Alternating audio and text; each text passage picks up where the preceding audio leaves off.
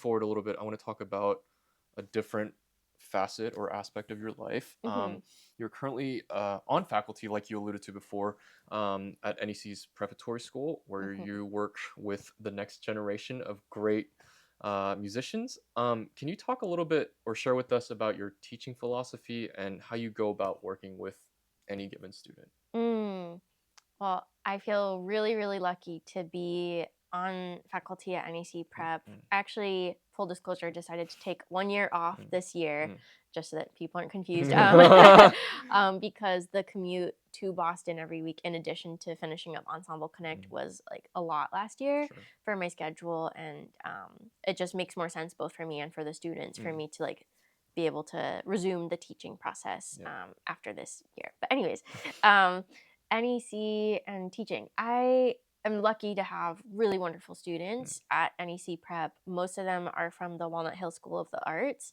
And so they're kids who are pretty seriously like pursuing a conservatory track for their college years. mm, Um, and I think it's just really inspiring to get to work with kids that age.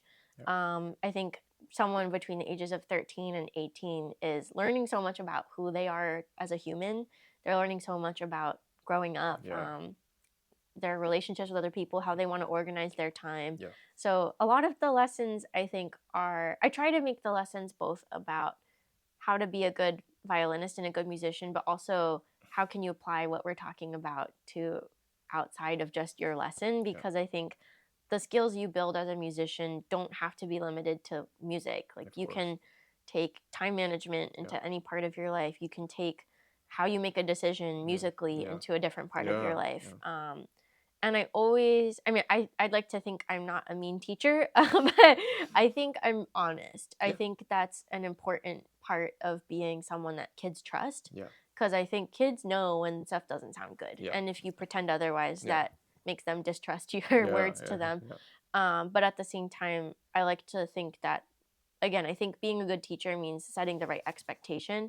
I Mm, think it would be silly to have the same expectation for every student oh, because of course. everyone's at such a different place. Right. But setting the bar just high enough and being honest with them and asking Mm, them to be honest with yeah. themselves Yeah. about what is a reach for you, Mm, like what can we do this week, what can we do today to get closer to this goal, mm, what does that process look like throughout the week, like how do you build on what you've mm, accomplished yesterday, yeah. like making sure that we really break down how to practice too, Yeah. because I think at that stage when you're a young student Yeah. that's really kind of a mystery. Oh, for I mean, sure. if you're told to go practice Yeah. for 4 hours, Yeah. I don't know, there's a lot of different ways to Yeah. get to that Exactly. Yeah. time. Yeah. So I tried to really unpack that as well, but I think really making sure that a student is confident in what they're doing also is important.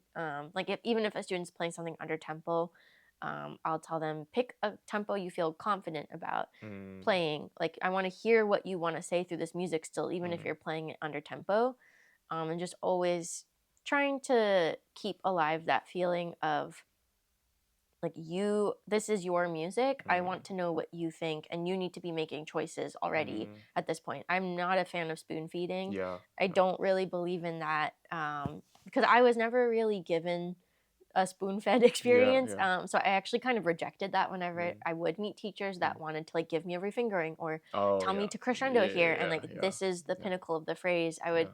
often kind of ask why. Yeah. Yeah. um Maybe, and it's funny because I think not everyone has like the same kinds of musical intuitions. Like Sure. some people are way more musical, Yeah. Yeah. whatever that means, Yeah. but Yeah. and some people are more like comfortable playing fast music that's very fiery, Yeah. whereas Yeah. like a slow phrase confuses them. Sure. Sure. So I think just meeting a student where they're at, making sure I want them to acknowledge their strengths. I've asked students before also, like at the beginning of a school year, what are your strengths and what are your weaknesses as a player? Because it's important to know Mm, both yeah. so that you know what you can feel really good about right Yeah.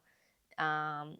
And yeah, just I think self awareness. Yeah. Yeah. I mean, these are all things that I've honestly enjoyed thinking about for myself also as I talk to them. Yeah. But I also learn so much from the students because I often like to ask them. I hear a lot of Mr. Wallerstein come out of me, honestly, when I teach, because I think I really enjoyed his dialogue Yeah. with students. Yeah. I maybe try to be a little bit more specific sometimes than he is with physical instructions, Sure. just because I think students of a certain age need a little bit more like Yeah. directness. But Yeah. um, something about the way that he would ask, like, "What about that worked for you?" And asking a student to, Mm, like, then say out loud why something was better is yeah, really yeah, important. Like, yeah, having that moment of reflection yeah.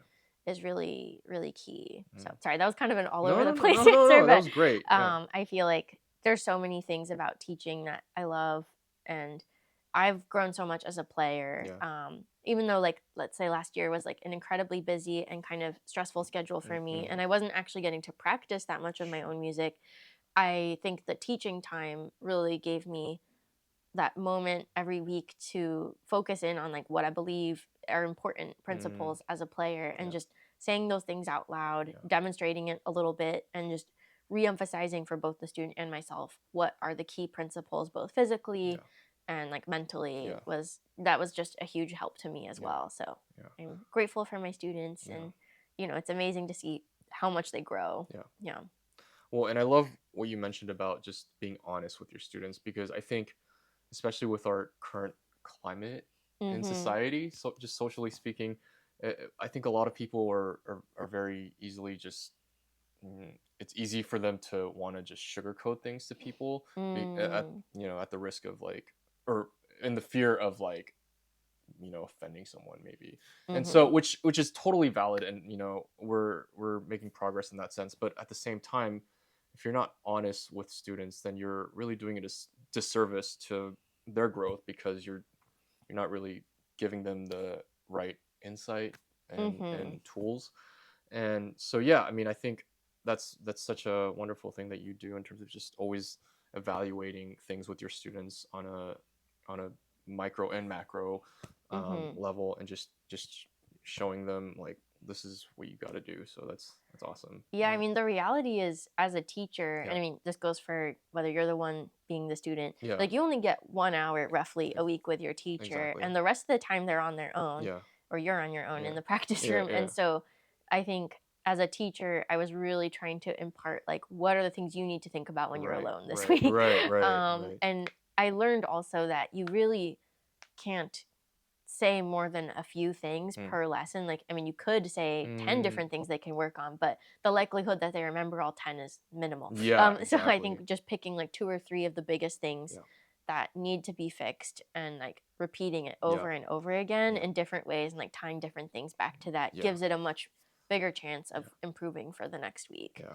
Yeah. Well, and I think the other thing I really loved about what you said is how you reflect in your teaching Mr. Weilerstein in terms of just the dialogue. Because Hmm. I remember um, in my time in Cleveland, studying with Melissa Kraut, every lesson it was like I would play, and then she would just start with asking questions basically. And Hmm. looking back, I think she did that because she knew I wasn't really good at practicing, and so just asking these questions just constantly just allowed for me to like ask my own questions when I practice. And I think as a Hmm. teacher, that one of the best things you can do is to hopefully get your students to be able to teach themselves. And I think Hmm.